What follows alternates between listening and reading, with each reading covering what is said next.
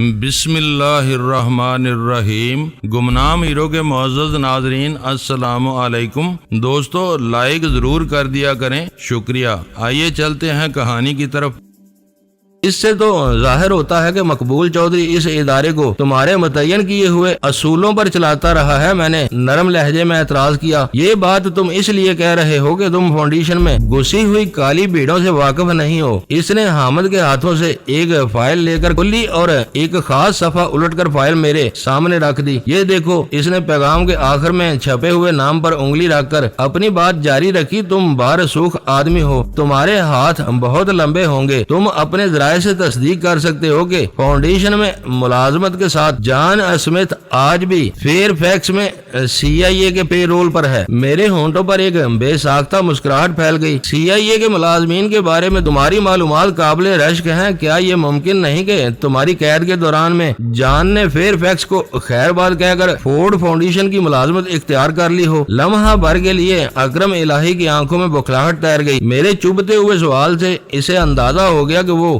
جوش بیان میں ضرورت سے کچھ زیادہ ہی آگے نکل گیا تھا۔ اس کے چہرے کا بیشتر حصہ خود رو بالوں سے ڈھکا ہوا نہ ہوتا تو اس کی پریشانی کا زیادہ واضح اندازہ ہو سکتا تھا۔ میں CIA کے بارے میں بہت زیادہ نہیں جانتا، اس نے ہکلاتے ہوئے اپنی صفائی پیش کی۔ جان اسمتھ دراصل کراچی میں رہا ہے، میری اس سے ذاتی واقفیت تھی۔ اس بار میں بے رخی سے ہنسے بغیر نہ رہ سکا۔ اس دلدل میں زیادہ ہاتھ پیر نہ مارو، جان اسمتھ نام کے ہزاروں لوگ امریکہ میں مل جائیں گے۔ پھر تم اس بات کا کیا جواز دو گے کہ کراچی میں مامور ایک CIA ایجنٹ سے تمہارے ذاتی مراسم تھے؟ تم تھکے ہوئے ہو، تمہارا ذہن معاف ہے اور اسے آرام کی ضرورت ہے۔ وہ بے بسی سے ہنسنے لگا۔ میں واقعی بہک رہا ہوں، مگر مجھے خوشی ہے کہ تم لوگوں کا رویہ بہت ہمدردانہ ہے۔ تم سب نے موت کے اندھے کنویں سے نکال کر مجھ پر احسان کیا ہے۔ میں نے اپنی جگہ چھوڑ دی۔ ویرا غزالہ اور سلطان شاہ نے میری تقلید کی۔ حامد اور اول خان سے الوداعی مسافہ کرتے ہوئے میں نے اکرم الہی کو دانستہ نظر انداز کر دیا۔ میں اس کے ذہن میں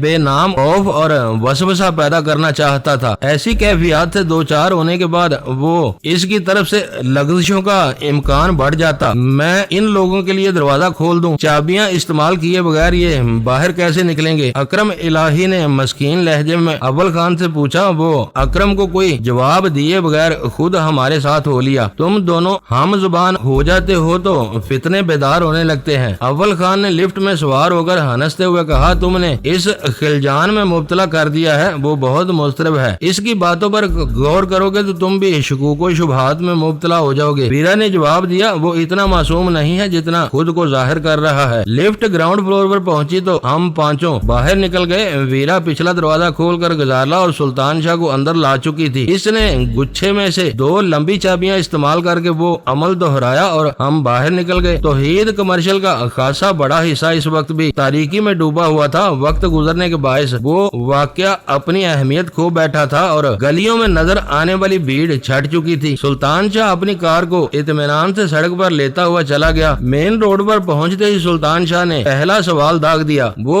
دونوں عمارت میں ہونے والی پیش رفت میں شریک نہیں تھے، اس لیے ان کے پاس سوالات کا ایک ختم نہ ہونے والا سلسلہ تھا۔ میں ویرا کے ساتھ مل کر ان دونوں کو جواب دیتا رہا۔ یوں توحید کمرشل سے گلشن اقبال تک کا سفر باتوں ہی باتوں میں کٹ گیا۔ باتوں کے دوران میں ہم میں سے کوئی بھی تعاقب کے امکان سے غافل نہیں تھا، مگر شہر کی بعض ویران سڑکوں سے گزرتے ہوئے ہم نے دیکھ لیا کہ ہمارے پیچھے دور دور تک کوئی گاڑی نہیں تھی۔ اگلے روز میں کافی دن چڑھے بیدار ہوا۔ اس جبری بیداری میں اول خان کے فون اور غزالہ کی کوششوں کا دخل تھا۔ میں نے آنکھیں ملتے ہوئے ریسیور کان سے لگا لیا۔ اول خان نے میری گنودہ آواز سے صحیح اندازہ لگا کر کچھ دیر بعد فون کرنے کی پیشکش کی، مگر میں نے اسی وقت بات کرنے پر اصرار کیا تو معلوم ہوا کہ مائکرو آٹوز میں مقبول کے نوجوان معاون سے نرگس کا پتہ معلوم ہو گیا تھا۔ اس بارے میں وہ ذاتی طور پر کوئی کارروائی کرنے سے قاصر تھا، کیونکہ اسے اسپیشل ٹاسک فورس کے اسٹیشن کمانڈروں کے اجلاس میں شرکت کے لیے فوری طور پر پشاور طلب کر لیا گیا تھا۔ اس نے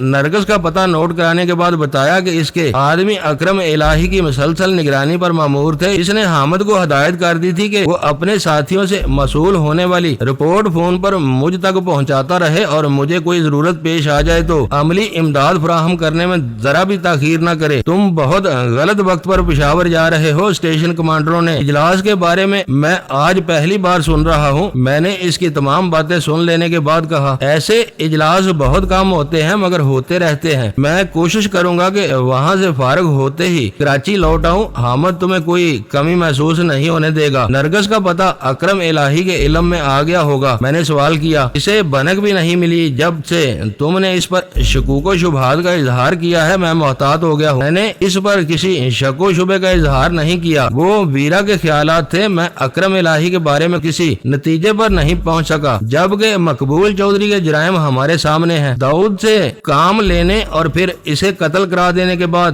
مقبول کی گردن پھنس چکی ہے۔ اکرم الہی کو 36 دنوں تک حبس بے جا میں رکھ کر اس نے ایک اور جرم کا ارتکاب کیا۔ کوئی شخص کیسے ہی سنگین جرم میں کیوں نہ ملوث ہو، ریاستی قانون دوسرے شہریوں کو یہ اختیار نہیں دیتا کہ وہ اسے اپنی نجی قید میں رکھیں۔ مقبول کی طرف سے مجھے بھی خلش ہے، وہ ہم سب کو چوزے سمجھ کر نکل گیا۔ طور خان سمیت تینوں گن مین اور مقبول کا معاون ہماری تحویل میں ہے۔ مائکرو آٹوز کو بند کر دیا گیا ہے، وہاں صرف ایک مستری بیٹھا ہوا ہے تاکہ وہ گراج میں موجود 4 گاڑیاں ان کے مالکان کو واپس کر سکے۔ مقبول جو اکارڈ لے کر فرار ہوا وہ بھی ایک گاہک کی ملکیت ہے۔ میرے لیے وہ اطلاعات اطمینان بخش تھی۔ اول خان پچھلی رات کافی دیر سے واپس لوٹا تھا، قیدیوں کے علاوہ وہ فریڈم انٹرنیشنل کا مزید کچھ ریکارڈ اپنے ساتھ لے آیا تھا۔ صبح 9 بجے مائکرو آٹوز کے عملے سے پوچھ گچھ کے لیے دوبارہ وہاں پہنچا تو اکرم الہی اپنے بڑے ہوئے بالوں کے بارے میں بہت فکر مند تھا۔ اس کے چہرے کے بالوں میں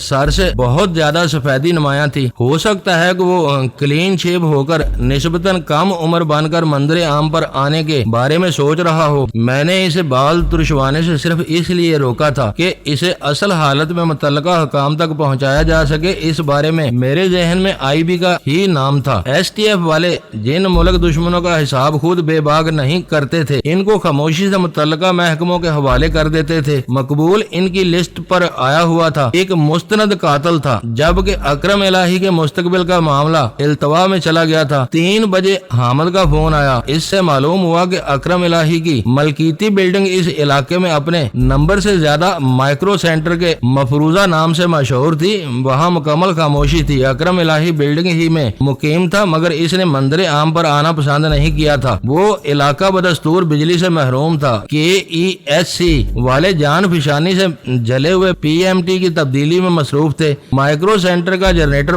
بند ہو چکا تھا، شاید مسلسل استعمال کی وجہ سے اس میں ڈیزل ختم ہو چکا تھا اور وہاں اکرم کی مدد کے لیے کوئی ملازم نہیں تھا جو جنریٹر کا خالی پیٹ بھرنے کا بندوبست کر سکے۔ حامد کو اس عمارت سے نکاس کے دونوں راستوں کا علم تھا۔ مقبول چودھری نے پچھلی رات اس کی موجودگی میں ہمیں جل دے کر وہاں سے فرار کی خفیہ راہ اختیار کی تھی۔ یہ امکان بہت موہوم تھا کہ اس کے دونوں آدمی کاٹ کے الووں کی طرح وہاں ڈیوٹی دیتے رہ گئے اور اکرم الہی ان کی بے خبری میں وہاں سے نکل گیا ہو، مگر پھر بھی میں نے اپنا شبہ دور کرنا ضروری سمجھا اور حامد سے بات ختم ہونے کے بعد اکرم الہی کا رہائشی فون نمبر ملا لیا۔ 3 گھنٹیوں پر ادھر سے کوئی جواب نہ ملا تو مجھے شبہ ہوا کہ شاید میرا اندیشہ درست تھا، مگر چوتھی گھنٹی ختم ہوتے ہی مجھے ریسیور پر اکرم الہی کی محتاط آواز سنائی دی۔ اس نے اپنا نام بتائے بغیر صرف ہیلو کہا تھا۔ تم کہاں تھے؟ کافی دیر سے گھنٹیاں بج رہی تھی، میں نے سپاٹ لہجے میں کہا۔ اوہ یہ تم ہو؟ ادھر سے اطمینان کے ایک گہرے سانس کے ساتھ کہا گیا۔ میں تذبذب میں تھا کہ یہ کال سنوں یا نہ سنوں، بس اب یہ طے ہو گیا کہ میں 4 گھنٹیاں بجنے کے بعد ریسیور اٹھاؤں گا۔ لوگ عام طور پر اتنے لمبے انتظار کی زحمت کیے بغیر فون بند کر دیتے ہیں۔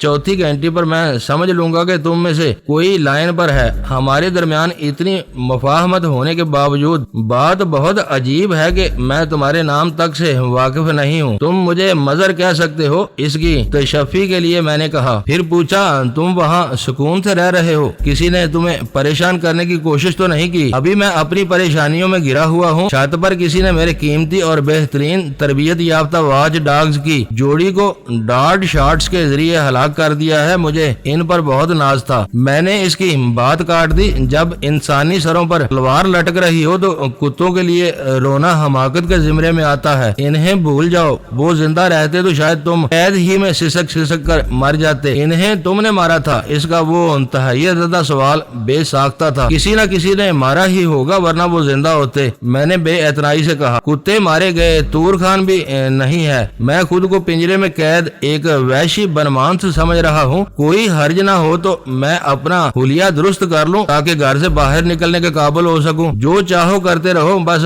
مقبول چودھری کی طرح غائب نہ ہو جانا. میں نے اپنی بات پوری کر کے فون بند کر دیا. اس کال کے ذریعے میں نے اسے یہ جتانے کی کوشش بھی کر ڈالی تھی کہ اس کی نگرانی نہیں ہو رہی تھی. اپنی نقل و حرکت کے بارے میں وہ پوری طرح آزاد تھا. تم بلا وجہ ان دونوں پر وقت برباد کر رہے ہو. ویرا نے وہ گفتگو سن کر رکھائی سے کہا. میری مانو تو مقبول اور اکرم کی گردنیں اتار لو. یہ دونوں موذی ہیں اور تمہیں عذاب پہنچائیں گے. تم بہت شفاق بلکہ خون آشام ہو گئی ہو. انسانوں کو یوں چیونٹیوں کی طرح بلا وجہ نہیں مسلا جا سکتا. مجھے یوں لگ رہا ہے جیسے ہم اپنی راہ سے بھٹک کر ماموں اور بانجے کے ذاتی تنازع میں الجھ گئے ہیں. سلطان شاہ نے بالکل ہی مختلف رائے قائم کی ہوئی تھی. وہ ایک ضمنی معاملہ ہے ورنہ فریڈم انٹرنیشنل اور امریکی ایجنٹوں کے درمیان قریبی تعاون کے کھلے ثبوت مل چکے ہیں. فرق صرف اتنا ہے کہ اس بار انہوں نے فورڈ فاؤنڈیشن کی آڑ لی ہوئی ہے. ویرا نے اس کی تردید کی. تم امریکی ہو اس لیے کچھ بھی کہہ سکتی ہو ورنہ ہم لوگ کسی ادارے پر الزام تراشی کی پوزیشن میں نہیں ہیں. محض اکرم الہی جیسے شخص کے بیان اور مقبول کی سرگرمیوں کی بنا پر کوئی دعویٰ نہیں کیا جا سکتا. میں نے کہا. تمہاری رائے میں یہ سلسلہ کچھ طول پکڑے گا؟ سلطان شاہ نے مجھ سے پوچھا. میں نے سر کو نفی میں جنبش دے کر کہا. ہم سے کوئی غلطی نہ ہوئی تو یہ کھیل اگلے چند روز میں اپنے منطقی انجام کو پہنچ جائے گا اور ہر شخص کا چہرہ بے نقاب ہو جائے گا. مجھے یہ معاملہ بہت گہرا نظر آ رہا ہے. غزالہ نے پہلی مرتبہ زبان کھولی. پاکستان میں امریکی ہر محاذ پر بری طرح پٹ رہے ہیں. انہیں جان و مال کے خطرے نظر آ رہے ہیں. رابر مائر والے قصے کے بعد انہیں سفارتی اور اخلاقی محاذ پر ہزیمت اٹھانی پڑی ہے. اب وہ خود پسپا ہو کر پاکستانیوں پر سرمایہ کاری کرنے کے موڈ میں آ چکے ہیں. پتہ نہیں فریڈم انٹرنیشنل جیسے کتنے NGOs اور ان کے جال میں پھنسنے والے ہیں. وہ تمہارے گھر کو گھر کے چراغوں سے پھونک دینا چاہتے ہیں. ویرا نے اس کی بات کاٹ دی. یہی اصل اندیشہ ہے جو مجھے پریشان کر رہا ہے. میں نے ان دونوں کی تائید کی. غیر ملکی میدان میں الگ سے پہچانے اور پھر گھیر لیے جاتے ہیں. مقامیوں کے خلاف اس طرح کھل کر کارروائیاں نہیں کی جا سکتی. ہم نے اپنے طور پر کام کرنا چاہا تو اول خان کو ہم سے کنارہ کشی اختیار کرنے پر مجبور کر دیا جائے گا. اس کلیدی نقطے پر ہم چاروں دیر تک سر کھپاتے رہے لیکن کسی نتیجے پر نہ پہنچ سکے. میں پہلے سے سوچے ہوئے پروگرام کے تحت 5 بجے گاڑی لے کر گھر سے نکل کھڑا ہوا. میرا ارادہ شریف آباد میں نرگس کے گھر کا جائزہ لینے کے تھا اور موقع مل جاتا تو وہاں کچھ کام بھی کیا جا سکتا تھا. میری معلومات کے مطابق شریف آباد لیاقت آباد سے آگے داہنے ہاتھ پر آباد فیڈرل بی ایریا کی پہلی متوسط آبادی تھی جہاں گنجان آبادی ہونے کی وجہ سے لوگ ایک دوسرے سے واقف ہونے پر مجبور تھے. تھوڑا سا وقت صرف کر کے میں نرگس سے رابطے کا کوئی نہ کوئی بہانہ نکال سکتا تھا. میں حسن اسکوائر اور غریب آباد سے ہوتا ہوا ذرا سی دیر میں شریف آباد کی صاف ستھری اور تعلیم یافتہ آبادی میں داخل ہو گیا. میں نے ایک جنرل سٹور والے سے اس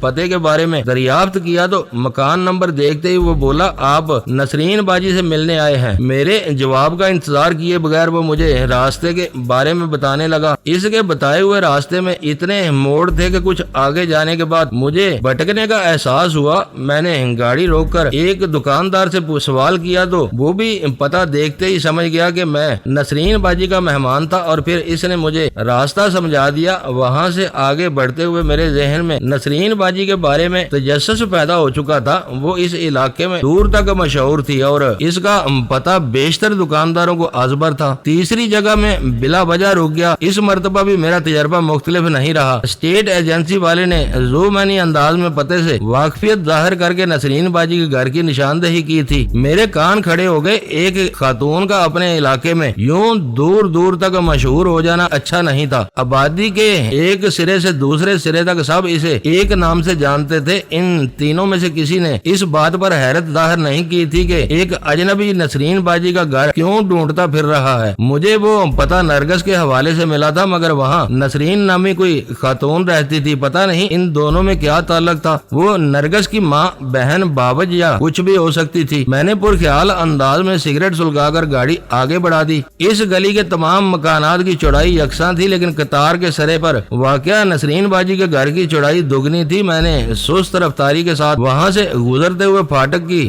جوری پر نگاہ ڈالی تو اندر ایکارڈ تو کیا کوئی بھی گاڑی نظر نہیں آ سکی۔ گلی میں دیوار کے سہارے ایک سوزوکی خیبر ضرور کھڑی ہوئی تھی۔ اکرم الہی نے بہت وثوق سے دعویٰ کیا تھا کہ مقبول چودھری فرار کے بعد نرگس کے گھر پر ہی پناہ لے گا، مگر میں اس دعوے سے متفق نہیں تھا۔ خطرات میں گر جانے کے بعد کوئی عام آدمی بھی ایسے ٹھکانے کا رخ کرنے کی حماقت نہیں کرتا جہاں اس کے پائے جانے کے امکانات دوسروں اور خاص طور پر کسی دشمن کے علم میں ہوں۔ میں وہاں صرف اس ارادے سے پہنچا تھا کہ نرگس سے مقبول کے بارے میں کوئی خبر نکال سکوں۔ نسرین باجی کی شہرت کی وجہ سے مجھے اپنے ارادے میں کامیابی ہوتی نظر آ رہی تھی۔ اس مکان کا جائزہ لینے کے بعد میں نے پوری آبادی کا ایک چکر لگایا اور یوں کچھ وقت گزار کر دوبارہ وہاں پہنچا۔ اس وقت تک دیوار کے ساتھ کھڑی ہوئی خیبر جا چکی تھی۔ میں نے اس خالی جگہ پر اپنی گاڑی کھڑی کر دی۔ دل ہی دل میں تیاری کرتے ہوئے میں نے گاڑی لاک کر کے ستون پر لگا ہوا کال بیل کا بٹن دبایا۔ مکان کے اندرونی حصے میں بجنے والی گھنٹی کی مترنم آواز میرے کانوں میں آئی۔ مختصر سے انتظار کے بعد پھاٹک کا ذیلی دروازہ کھل گیا۔ ایک بنی سنوری اور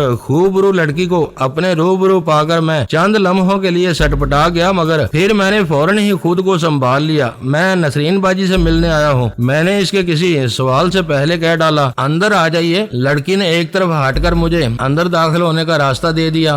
دوہرے پلاٹ پر بنا ہوا وہ مکان کافی کشادہ تھا۔ میرا استقبال کرنے والی لڑکی نے معذرت کی کہ ڈرائنگ روم میں کچھ مہمان بیٹھے ہوئے ہیں۔ وہ مجھے ایک چھوٹے اور آراستہ کمرے میں لے گئی۔ کمرے میں داخل ہونے سے پہلے مجھے مکان کے اندرونی حصے میں سر سے پیر تک تیار ایک اور لڑکی گزرتی ہوئی نظر آئی۔ مسحری اور مختصر صوفوں سے مزین اس کمرے میں بیٹھنے کے بعد میری میزبان نے دل آویز مسکراہٹ کے ساتھ زبان کھولی۔ میرا نام نیما ہے، آپ کو کس نے بھیجا ہے؟ اس گھر میں رہنے والی بلکہ نظر آنے والی دونوں لڑکیوں میں مجھے خانہ داری کے جوہر کا شدید قحط محسوس ہوا تھا، ورنہ عام گھروں میں لڑکیاں یوں ہر وقت نک سک سے تیار ہو کر نہیں رہتی۔ اس مشاہدے کی بنا پر نسرین باجی کی شہرت کے بارے میں میرے شبہات راسخ ہو گئے۔ اس وقت تو دل کے ہاتھوں مجبور ہو کر آئے ہیں، میں نے ہلکی سی اور باشانہ مسکراہٹ کے ساتھ کہا۔ کچھ عرصے پہلے جاوید نے نسرین باجی کا ذکر کیا تھا، آج دل گھبرایا تو میں ادھر نکل آیا۔ اچھا،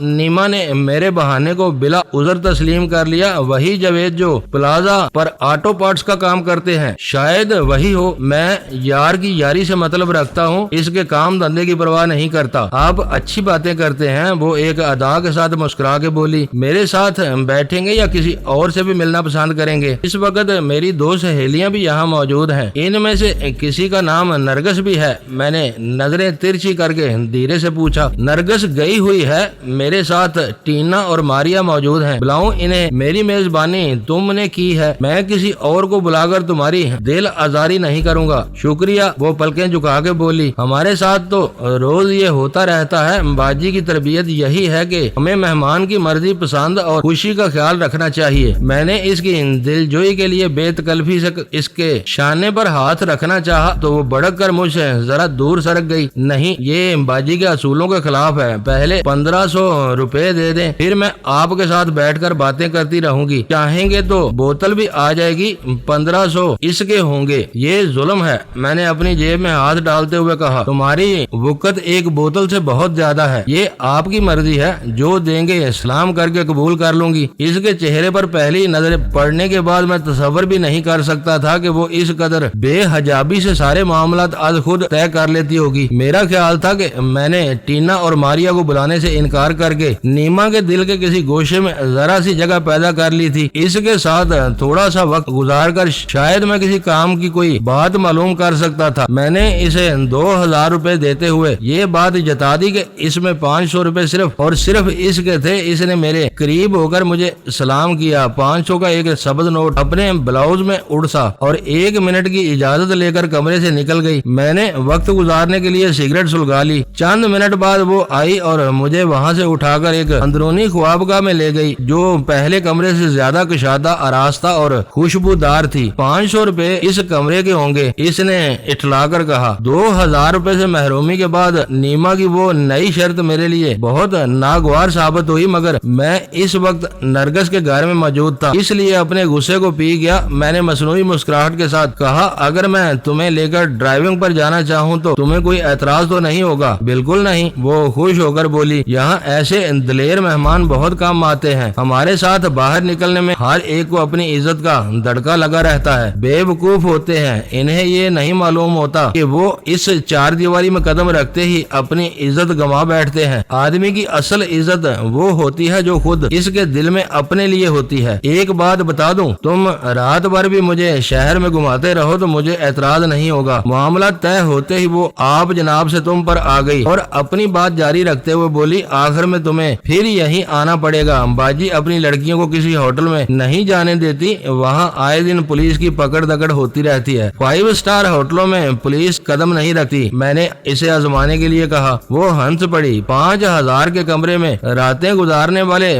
1500 میں ہمیں نہیں لے جاتے، ان کے کام دوسرے ہوتے ہیں، تم ان میں سے معلوم نہیں ہوتے۔ وہ اپنا بندوبست فون پر کر لیتے ہیں۔ میں نے اپنی مرضی سے اسے 500 روپے فاضل ادا کر دیے تھے، مگر مجھے بے وقوف بن کر 5 روپے لٹانا بھی منظور نہیں تھا۔ میں نے اس پر واضح کر دیا کہ کمرے کی ضرورت ہوئی تو واپسی پر کچھ طے کر لیا جائے گا۔ اس نے میری بات سے نہ جانے کیا مفہوم نکالا کہ دونوں ہاتھوں سے منہ دبا کر ہنسنے لگی۔ وہ بے باک ضرور تھی مگر بدتمیز نہیں تھی۔ اپنی ہنسی پر قابو پا کر جلدی سے میرے ساتھ ہو لی۔ اس وقت سورج اپنے سفر کی آخری منزل کی طرف رواں تھا۔ فضا میں ہر طرف اجالا پھیلا ہوا تھا۔ گھر سے باہر نکل کر میں نے پہلی بار غور سے اس کی طرف دیکھا تو میں اس پر ترس کھائے بغیر نہ رہ سکا۔ وہ خوبصورت اور کم عمر تھی، نہ جانے کن مجبوریوں کے تحت گناہوں کی اس بھیانک دلدل میں اتری ہوئی تھی۔ یہ اس پیشے کا عالمی اصول ہے کہ پہلی ملاقات پر لڑکی کا ماضی کریدنے کی فطری کوشش کی جائے تو وہ ہمیشہ اپنی مظلومیت اور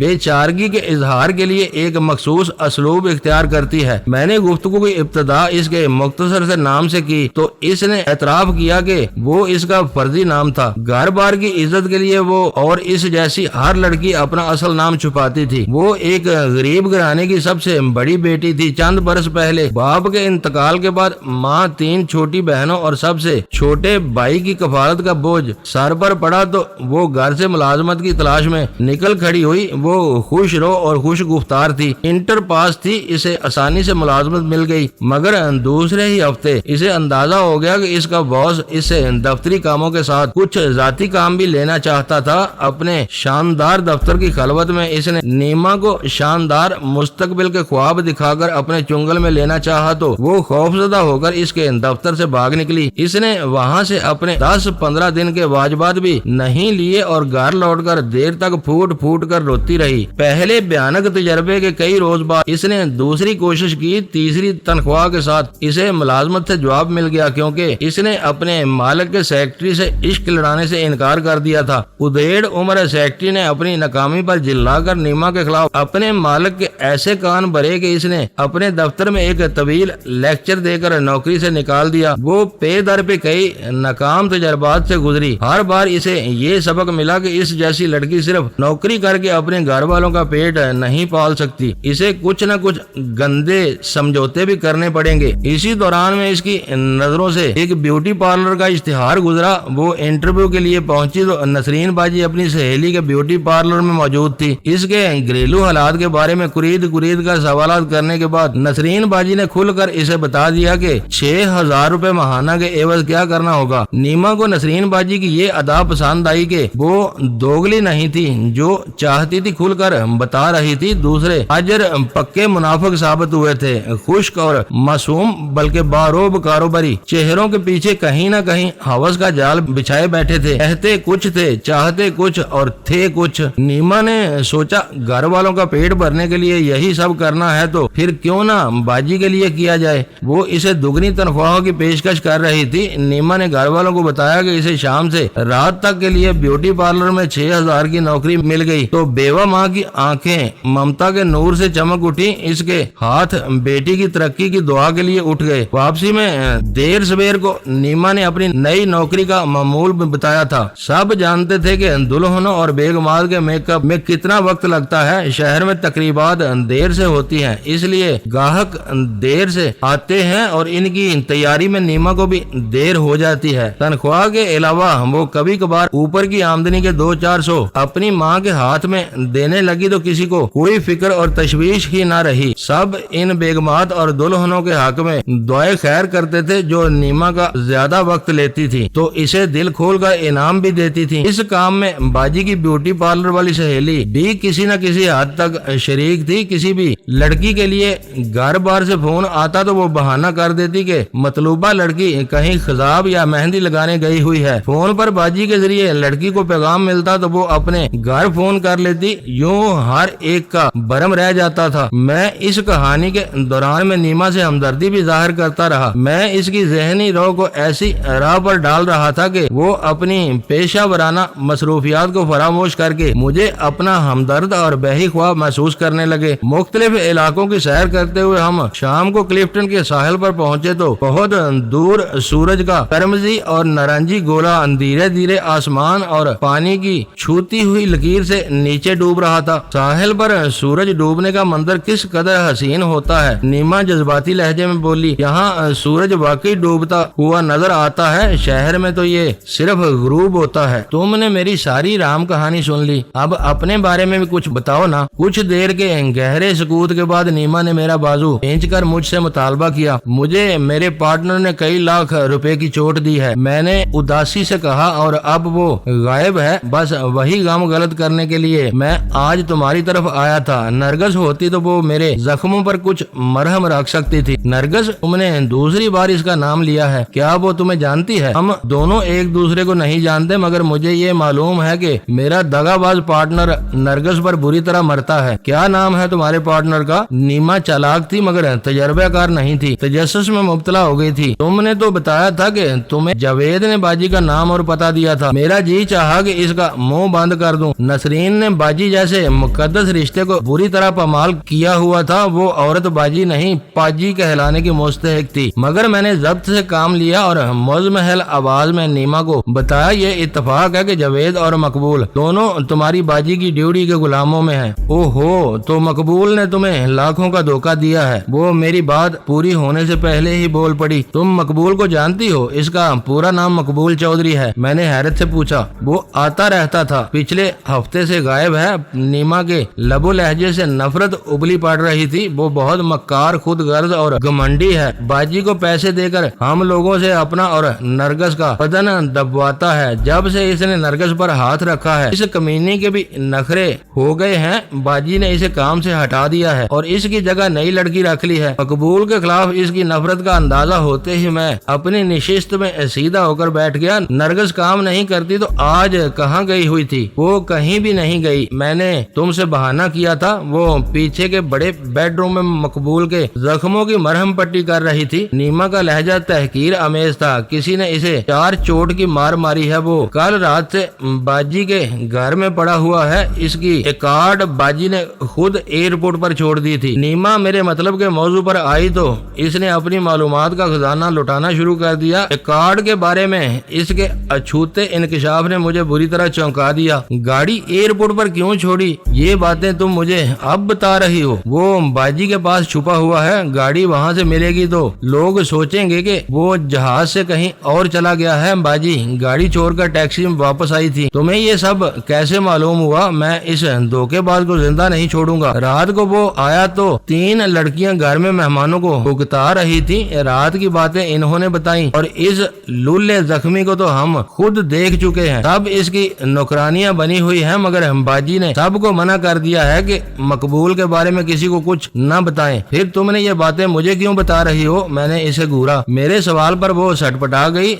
تم ہی نے تو پوچھا تھا. تم اس کا نام نہ لیتے تو میں تمہیں ایک لفظ بھی نہ بتاتی. اس کی تشویش رفع کرنے کے لیے میں ہنس پڑا. اس نے تمہاری باجی کو اپنے زخموں کے بارے میں کیا بتایا ہے؟ یہ نہیں معلوم. لڑکی سے سنا ہے کہ کسی سے اس کا جھگڑا ہو گیا تھا. وہ ان لوگوں سے چھپنے کے لیے باجی کے گھر آیا ہے. زخم بھر جائیں گے تو جا کر اپنے دشمنوں سے بدلہ لے گا. اسے وہاں جانے کی کیا ضرورت تھی؟ میں نے انجن سٹارٹ کرتے ہوئے پوچھا. وہ کسی ہوٹل میں چلا جاتا. ہوٹل میں وہ تماشا بن جاتا. تم نے نہیں دیکھا کہ اس کا پورا منہ زخمی ہے اور ایک بازو پٹیوں میں بندھا ہوا ہے؟ ہوٹل والے ایسے آدمی کو کمرہ کیسے دیتے؟ تم نے اپنے باجی کے حکم کی خلاف ورزی کر کے مجھے یہ سب باتیں بتائی ہیں. نسرین کو پتا چلے گا تو وہ تمہیں کھڑے کھڑے نوکری سے نکال دے گی. میں نے اسے پکا کرنے کے لیے کہا. تم بتاؤ گے تو انہیں پتا چلے گا، ورنہ انہیں کیا معلوم کہ ہم کیا باتیں کرتے رہے ہیں۔ اگر میں نسرین کو بتا دوں تو کیا ہوگا؟ میں نے گاڑی گھماتے ہوئے پوچھا۔ وہ مجھے نوکری سے نکالتی ہے تو نکال دے، 2 برسوں میں نے بہت کام سیکھ لیا ہے، میں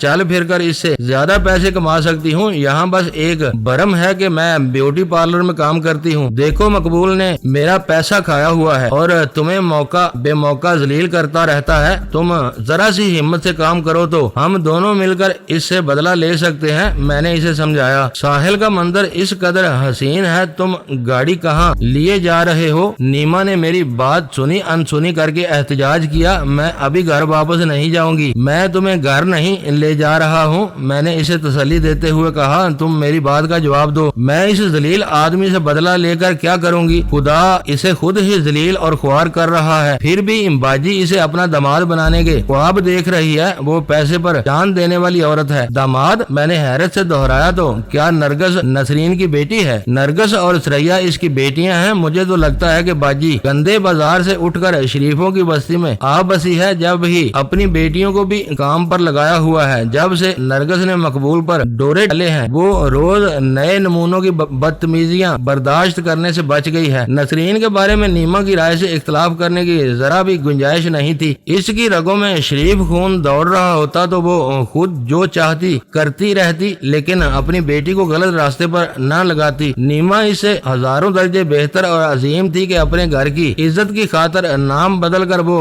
گندی نوکری کر رہی تھی۔ جائز روزی کے حصول کے لیے اس کا ہر تجربہ ناکام ہو چکا تھا اور اس نے مجبوری کے عالم میں محض اپنے گھر والوں کے لیے نسرین کی نوکری قبول کی تھی۔ تمہیں کچھ بھی نہیں کرنا پڑے گا، گھر جا کر نسرین کو ایک بات سمجھانی ہے کہ اب مقبول بالکل کنگال ہو چکا ہے، یہ معلوم ہوتے ہی وہ مقبول کو گھر سے نکال دے گی، وہ یقین ہی نہیں کرے گی۔ نیما نے پورے وثوق سے کہا۔ وہ ابھی تک تلملا رہی ہے کہ مقبول نے ذرا سے ڈر کی وجہ سے اپنی لاکھوں کی گاڑی بلا وجہ ایئرپورٹ بھجوا دی، وہ اسے اپنے استعمال کے لیے رکھنا چاہ رہی تھی۔ مقبول نے اسے ڈانٹ کر گاڑی لے جانے پر مجبور کیا تھا۔ تم ہمت کرو تو نسرین کیا مقبول بھی تمہاری بات کو نہیں جٹلا سکے گا۔ میں نے اصرار کیا، مقبول بالکل کلاش ہے، کل تک وہ اپنے ماموں کے مال پر عیش کر رہا تھا، آج ماموں اس کی تلاش میں ہے۔ کیا؟ نیما کا منہ حیرت سے کھل گیا۔ تمہارا مطلب ہے کہ تم مقبول کے ماموں ہو؟ نہیں، میں نے جلا کر کہا، اس کا ماموں کوئی اور ہے، میری طرح وہ بھی اس کی تلاش میں ہے، اور رات کو وہ چور کی طرح چھپتا چھپاتا جس گاڑی میں وہاں پہنچا تھا وہ چوری کی تھی، کل تک یہ خبر اخبار میں آ جائے گی۔ پیسہ ماموں کا تھا، گاڑی چوری کی تھی، تو پھر اس نے نرگس پر لاکھوں روپے کیسے لٹا دیے؟ وہ اپنے ماموں کے پیسے کو آگ لگا رہا تھا، اب اس کا بانڈا پھوٹ چکا ہے، وہ کوڑی کوڑی کا محتاج ہو چکا ہے۔ میں نے ایک لفظ پر زور دے کر اسے سمجھانا چاہا، وہ اپنے جسم سے 6000 روپے مہینہ کمانے والی ایک غریب لڑکی تھی، لاکھوں کا وہ ہیر پھیر اس کی سمجھ میں نہیں آ رہا تھا۔ میں نسرین سے یہ سب کہہ دوں پھر تم اپنا مال واپس لینے کے لیے شریف آباد پر چڑھائی کر دو گے؟ اس نے الجھے انداز میں سوال کیا۔ اس کے لیے مجھے تمہاری مدد کی ضرورت نہیں پڑے گی، میں چاہتا ہوں کہ تم پر کوئی آنچ نہ آئے، مجھے یقین ہے کہ تمہاری باتیں سن کر مقبول خود وہاں سے بھاگ نکلے گا، نسرین کو اس سے کچھ کہنے کی ضرورت نہیں پڑے گی، میں باہر اسے گھیر لوں گا۔ نسرین نے اپنی زبان بند رکھی تو اسے کوئی پریشانی نہیں ہوگی، میں اسے کیا بتاؤں گی؟ وہ پوچھے گا کہ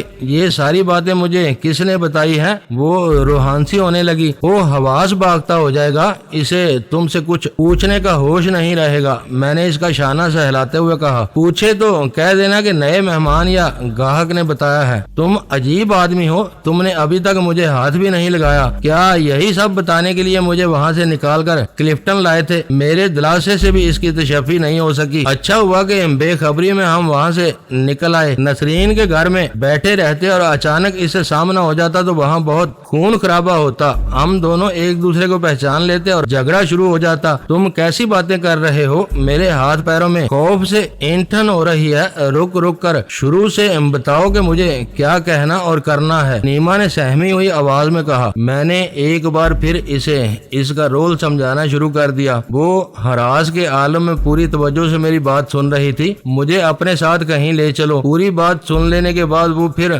پھیل گئی، میں وہاں نہیں جاؤں گی، مقبول کو مجھ پر شبہ ہو گیا تو میں بے موت ماری جاؤں گی، مجھے غصہ آ گیا، تمہاری ایسی کی تیسی، میں جاؤں، میں تمہیں کہیں نہیں لے جا سکتا، گھر میں گھس کر اسے मारूंगा और फिर जो कुछ होगा इसकी जिम्मेदारी तुम पर होगी। इसने बकायदा रोना शुरू कर दिया और मुझे गाड़ी फौरन ही डिफेंस की एक सुनसान गली में मोड़नी पड़ गई। कुछ देर तक मैं दांत पर दांत जमाए धीमी रफ्तार से ड्राइविंग करता रहा। जब इसके सुर बंद न हुए तो मैंने गाड़ी एक खाली प्लाट पर पड़े हुए कचरे के ढेर पर चढ़ाकर रोक दी।